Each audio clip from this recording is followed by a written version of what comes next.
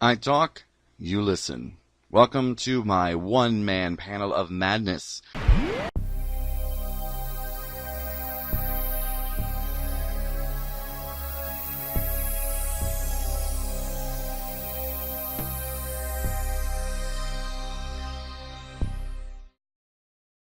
Alright, everybody, this is Dr. Gio Who, and alright, so we just saw the arachnids in the UK.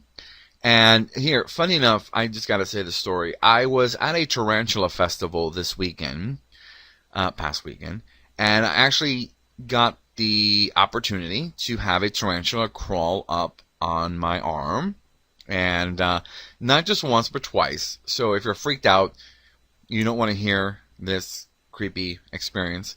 It was an awesome experience, actually, not creepy at all. The funny thing is that the tarantula would crawl up my arm and somehow go under my armpit, like twice. They took the tarantula off, and again, I said, can I hold him again, or her? I wasn't sure. And the tarantula, again, traveled up my arm and wanted to nestle under my arm. So I'm not sure what that's all about. So this episode was kind of fun for me in a way that I've experienced having a larger than normal spider. The spider was about the size of my palm. So I was kind of trying to see what they were going to do with these arachnids. So the story is actually very fun. It's spooky, but it also has an environmental message that we are dumping toxic waste and toxic items into locations that will have a lasting effect. So, cause and effect. If you dump toxic waste, there's going to be an effect to that. And I think that this was not so much a spooky story as more of an environmental story of be careful where you dump your trash, because you never know what's going to come of it. Now, I think that after holding an actual tarantula in my hands, I'm a little partial towards the spiders. I mean, they don't know any better. They are doing their own thing. They are natural, normal creatures of the earth, and they're going to gravitate to what they do best. Now, the character that was seemingly like a Trump-esque character, let's just say it was a Trump character, owner of hotels, wanting to run for president, didn't give a rat's ass about the environment or what's going on. I thought that was a very powerful statement from Doctor Who, and not to get to too political, but I think that it was a good message. This is a person that could potentially be president. Now, he got away scotch-free, spoilers, just in case. So I wonder how they're going to play this out in the upcoming season. Now, every character, or every baddie almost, in the last 4 episodes has gotten away in some way or form. So, the first episode, Tim Shaw, got zapped back home.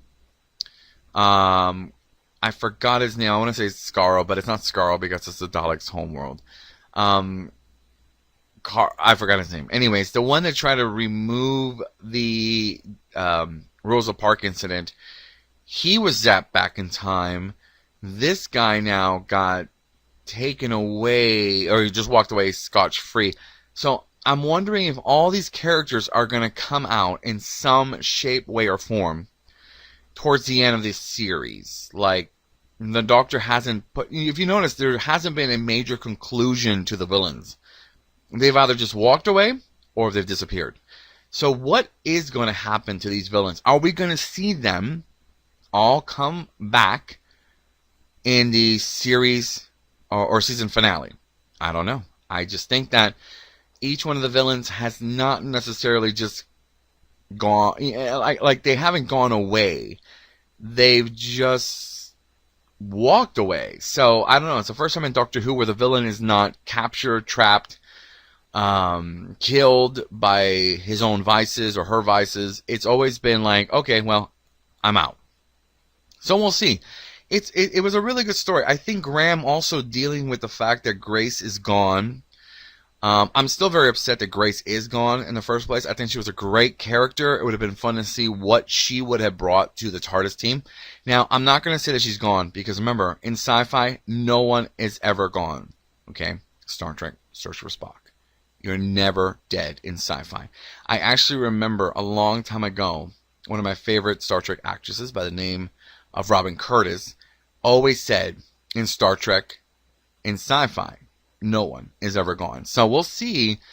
I'm still holding hope that Grace will come back in some form. Now, we did see her ghost, and Graham trying to sort of work out the fact that she is gone, and it was kind of a sad moment, you know. But he realized, look, I can't deal with this grief here, because while I'm here, I'm going to see nothing but memories of her. So I'm going with the TARDIS. This is also the first time that the Doctor has given the companions or friends a sort of chance to say, hey, do you really want to come with me? Because I cannot guarantee your safety. Now, I don't remember a time where the Doctor has told the companions, I may or may not get you back alive. It's usually been, you know, oh, come on. You know, all in space and time. Let's do this. So it's like the Doctor is now taking responsibility for the companions and friends and saying, listen, to be honest, I don't know whether you're going to live or you're going to die. So come with me, but there's a chance you may die. You know, it's again, it's the first time in Doctor Who. There's so many firsts in Doctor Who, in this series of Doctor Who, that I love it. I love the fact that they're looking at it from a different spin, where the Doctor's actually saying, hey, you want to come with me? And that scene where everybody puts their hands on the lever, I don't know. I just think that's great. It's awesome that they're making the decision to run with the Doctor, where before it's like, come on, you got to run with me anyways. Or the Doctor just kind of takes you along anyways. So, very good episode, very creepy, but also a message on ecology. Know where your trash is going, and also you need to stop people like Trump. And if you're a Trump supporter, then you should not be listening to this, and you should go bury your head in the sand. Okay, that's enough for now. So this is Dr. Gio Who saying thank you for listening, and come back next week for another installment of Dr. Gio Who's Horror and Sci-Fi Rambles.